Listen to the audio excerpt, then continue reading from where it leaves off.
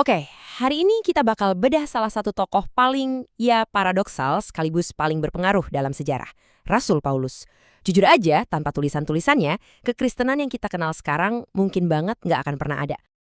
Nah, ini dia pertanyaan utamanya yang akan kita kulik bareng-bareng. Gimana ceritanya seorang fanatik yang tadinya bersumpah mau menghancurkan sebuah gerakan, malah berbalik arah dan jadi arsitek utamanya? Kisah Paulus ini, wah, ini kayak thriller psikologis dan spiritual. Oke, sebelum kita ngomongin ide-idenya yang mengubah dunia, kita harus kenal dulu orangnya. Kita mundur dulu ke awal, waktu dia belum dikenal sebagai Paulus, tapi sebagai Saulus, seorang penganiaya yang paling ditakuti. Jadi sebelum jadi Paulus, dia itu Saulus dari Tarsus. Coba bayangin deh, dia ini punya segalanya. Kewarganegaraan Romawi itu memberinya status dan perlindungan hukum.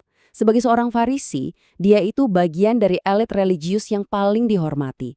Pendidikannya juga nggak main-main. Dari Gamaliel, ibaratnya nih, dia lulusan terbaik dari universitas paling bergengsi pada masanya. Intelektual yang tajam. Nah, semangat dan kepintaran inilah yang menurut dia waktu itu membuatnya merasa benar untuk memburu dan memenjarakan para pengikut Yesus. Oke, coba kita lihat gambaran besarnya. Lini masa ini benar-benar nunjukin betapa luar biasanya hidup orang ini. Lihat aja rentang waktunya. Dari pertobatannya yang super dramatis sekitar tahun 33, dia langsung tancap gas memulai perjalanan misi ribuan kilometer melintasi kekaisaran Romawi, mendirikan komunitas di mana-mana, sampai akhirnya ditangkap dan dieksekusi di Roma. Ini sama sekali bukan hidup yang santai. Ini hidup yang didedikasikan sepenuhnya untuk satu misi, dengan risiko yang sangat-sangat besar. Dan dengerin deh, ini bukan penyesalan biasa. Kata-katanya sendiri itu ngasih gambaran yang ngeri. Sangat kejam dan berusaha membinasakannya. Dia itu nggak setuju sama mereka, dia pengen memusnahkan mereka. Coba ingat-ingat intensitas ini. Karena inilah yang bikin transformasinya nanti jadi sangat radikal dan sulit dipercaya. Dan bam, di tengah misinya yang penuh kebencian itu, di jalan menuju Damaskus, semuanya berubah.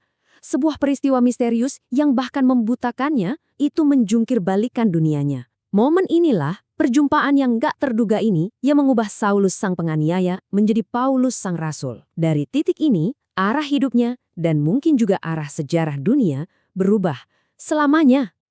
Nah, dari transformasi pribadi yang gila-gilaan ini, lahirlah serangkaian ide teologis yang gak kalah kuatnya. Ini bukan lagi soal menghancurkan, tapi tentang membangun. Dan fondasi dari semua pemikiran Paulus adalah pemahamannya yang mendalam tentang apa yang ia sebut sebagai rencana kedaulatan Tuhan. Buat Paulus, semua ini tuh bukan kebetulan. Dia melihat campur tangan Tuhan dalam sebuah alur yang terencana.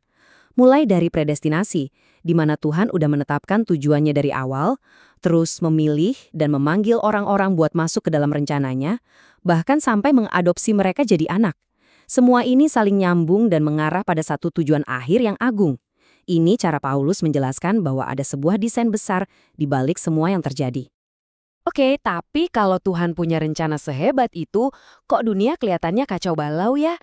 Nah, untuk memahami solusi yang ditawarkan Paulus, kita harus pahami dulu diagnosisnya tentang masalah mendasar manusia.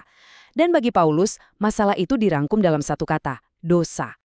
Kata pertama yang sering banget dia pakai itu hamartia. Bayangin seorang pemanah yang membidik sasaran, tapi panahnya selalu meleset. Bagi Paulus, sasaran itu adalah standar kekudusan Tuhan. Jadi hamartia itu bukan sekedar kesalahan kecil, tapi kondisi bawaan kita sebagai manusia yang secara fundamental gagal mencapai standar itu. Nggak peduli seberapa keras kita coba. Tapi masalahnya nggak cuma meleset doang. Ada juga yang namanya parabasis. Kalau hamartia itu gagal mencapai sasaran, parabasis itu adalah tindakan sadar untuk berbalik dan jalan ke arah yang berlawanan. Ini adalah pelanggaran yang disengaja, sebuah pemberontakan sadar melawan aturan yang kita tahu benar. Jadi bagi Paulus, dosa itu kombinasi dari ketidakmampuan kita dan pemberontakan kita yang disengaja.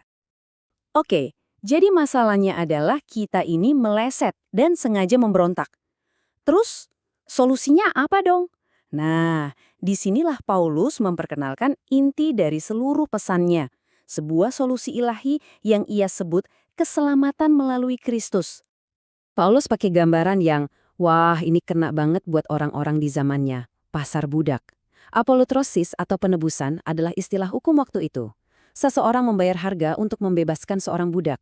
Nah, Paulus menerapkan ini secara rohani. Kita diperbudak oleh dosa, dan Kristus membayar harganya untuk membebaskan kita. Sesederhana, tapi sedalam itu. Terus ada lagi nih istilah kunci lainnya, hilasterion atau pendamaian. Idenya begini, dosa itu kan pelanggaran terhadap tatanan moral alam semesta, jadi pasti ada konsekuensinya.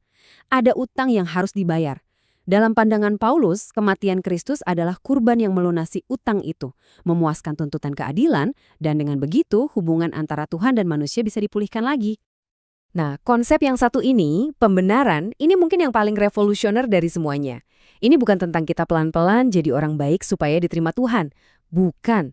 Paulus menggambarkannya kayak adegan di ruang sidang. Bayangin, seorang hakim mengetuk palu dan menyatakan terdakwa tidak bersalah. Bukan karena terdakwanya sempurna, tapi karena hukumannya udah ditanggung orang lain. Bagi Paulus, itulah yang Tuhan lakukan. Dia menyatakan kita benar saat itu juga, bukan karena perbuatan kita, tapi murni karena iman kita. Tapi, ide-ide radikal tentang keselamatan individu ini ternyata baru setengah cerita. Paulus menggunakan fondasi ini untuk membangun sesuatu yang sama sekali baru. Sebuah cetak biru untuk komunitas global yang kita kenal sebagai Gereja Kristen. Konsep Paulus tentang eklesia atau gereja ini benar-benar guncang tatanan sosial waktu itu. Di dunia Romawi yang terobsesi dengan status, kelas, dan etnis, Paulus ngomongin soal kelompok yang dipanggil keluar. Sebuah komunitas baru di mana tembok pemisah paling mendasar antara Yahudi dan bukan Yahudi, budak dan orang merdeka, pria dan wanita, itu dihancurkan. Semua orang setara di hadapan Tuhan. Ini visi sosial yang sangat-sangat radikal pada masanya. Dan gimana caranya dia melakukan ini? Lihat deh tabel ini. Dia itu kayak arsitek yang ngawasin puluhan proyek dari jauh. Lewat surat-suratnya yang penuh semangat ke komunitas-komunitas baru di seluruh kekaisaran, dari Roma sampai Korintus, Paulus ngasih instruksi, koreksi, dan dorongan. Surat-surat inilah yang jadi tulang punggung perjanjian baru dan cetak biru bagi gereja selama berabad-abad. Tapi, instruksi-instruksi Paulus itu nggak cuma buat urusan sehari-hari aja. Di dalam surat-suratnya, dia juga menanamkan visi yang jelas tentang tujuan akhir dari semua ini, memberikan harapan dan sebuah kerangka kerja bagi gereja untuk memahami kemana sejarah ini sedang bergerak. Jadi intinya gini, Paulus itu ngasih para pengikut Kristen awal semacam peta kosmik. Dia meyakinkan mereka kalau sejarah itu nggak acak. Dia bicara tentang peristiwa masa depan seperti pengangkatan, di mana orang percaya akan diangkat bertemu Tuhan. Tahta pengadilan Kristus, bukan untuk hukuman tapi untuk upah, dan hari murka bagi dunia yang menolak Tuhan. Ini memberikan mereka tujuan dan harapan yang luar biasa di tengah kesulitan.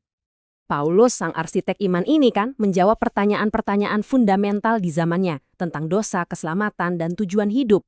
Nah, ini bikin kita mikir nih, 2000 tahun kemudian, di tengah kemajuan sains dan teknologi, pertanyaan fundamental apa sih yang sebenarnya sedang kita coba jawab? Apa kebenaran besar yang jadi fondasi masyarakat kita sekarang? Warisan Paulus menantang kita, bukan untuk setuju sama dia, tapi untuk memeriksa lagi fondasi dari dunia yang sedang kita bangun hari ini.